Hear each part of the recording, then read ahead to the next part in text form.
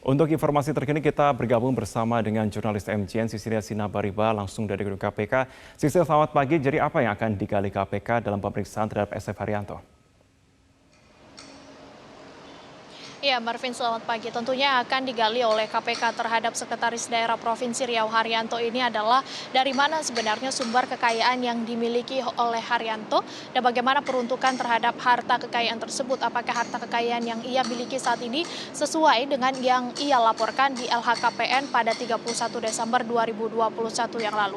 Seperti tadi yang Anda informasikan, Marvin, Haryanto tiba di gedung KPK bersama dengan istrinya Adrias dan sudah dipanggil untuk dimintai klarifikasi oleh bidang pencegahan Deputi LHKPN atau Direktorat LHKPN di KPK pada pukul 9:09 pagi tadi dan saat ini masih terus menjalani proses klarifikasi oleh KPK. Ini merupakan buntut dari gaya hidup mewah yang dipamerkan oleh istri dari Haryanto di media sosial, mulai dari menunjukkan penggunaan tas mewah, kemudian jalan-jalan ke luar negeri hingga berada di restoran mewah di luar negeri, ditambah dengan aksi viral di media sosial yang menampilkan gelaran ulang tahun yang dilakukan oleh anak Haryanto beberapa tahun lalu untuk perayaan ulang tahun ke-17. Meskipun sebenarnya yang viral di media sosial tersebut sudah dibantah oleh Haryanto beberapa waktu lalu dan menyatakan bahwa yang dipamerkan oleh istrinya tersebut merupakan barang-barang KW, sementara yang gelaran ulang tahun yang dilakukan untuk anaknya tersebut digelar di sebuah toko, bukanlah di sebuah hotel, hanya nama toko dan hotel tersebut saja yang sama. Namun tentu inilah yang coba digali oleh pihak dari KPK dan kita akan mendengar nanti bagaimana sebenarnya kejujuran dari Haryanto ini, dari mana harta kekayaannya dan bagaimana peruntukan dari harta kekayaan tersebut. Karena kalau kita melihat Haryanto ini melaporkan LHKPN-nya 2 kali di tahun 2015 silam dengan harta kekayaan 2,3 miliar rupiah dan kemudian meningkat di tahun 2021 menjadi 9,7 miliar rupiah. Dan jika kita melihat lagi siapa sebenarnya sosok Haryanto ini, ia bukanlah orang yang asing lagi di lingkup pemerintahan Provinsi Riau. Ia pernah menjabat sebagai Kepala Dinas PUPR di Provinsi Riau, pernah juga menjadi staf untuk gubernur untuk bidang pembangunan dan bahkan di tahun 2018 yang lalu ia sempat bekerja di bawah Kementerian PUPR di Jakarta hingga akhirnya ia dilantik menjadi Sekretaris Daerah Provinsi Riau pada tahun 2021 yang lalu. Tentu klarifikasi ini menjadi penting untuk menjawab pertanyaan dan juga keraguan yang muncul di publik dari mana sebenarnya harta kekayaan dari Haryanto ini.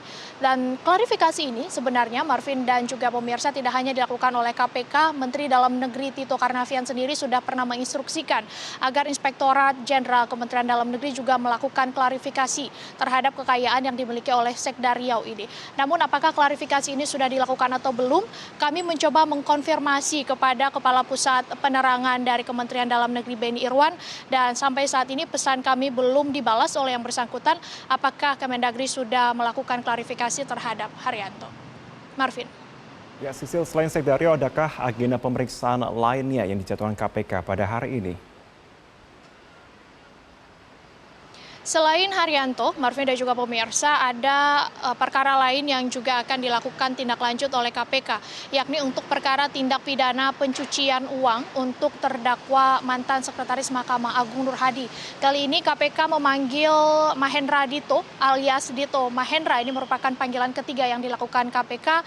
Sebelumnya Dito Mahendra mangkir tanpa konfirmasi untuk 2 kali panggilan yang dilakukan oleh KPK, yakni di tanggal 31 Maret yang lalu dan juga di tanggal 3 April 2023 yang lalu. Dito diketahui merupakan seorang pengusaha dan ia diketahui mengetahui mengenai aliran dana dalam perkara TPPU yang melibatkan Nur Hadi, mantan Sekretaris Mahkamah Agung ini.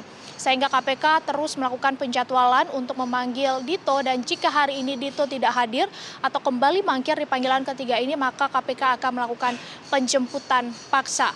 Nama Dito ini sebenarnya Marvin dan juga pemirsa sudah pernah disebut sejak bulan November lalu. Namun ia lebih sering mangkir daripada memenuhi panggilan dari KPK. Kemudian KPK melakukan tindak lanjut pada tanggal 13 Maret kemarin. KPK melakukan penggeledahan di rumah Dito dan kemudian menemukan adanya 15 pucuk senjata api, 9 diantaranya merupakan senjata api legal. dan sudah ditangani oleh pihak dari Barreskrim Polri. Kita masih menunggu kedatangan dari Dito Mahendra ini karena pihak KPK menyebut bahwa ada aliran dana yang diketahui oleh Dito, salah satunya melalui mobil mewah yang dimiliki oleh Dito Mahendra. Kembali ke Anda, Marvin. Baik, Sisil Sinaparifat, terima kasih untuk informasi terkini dari Anda.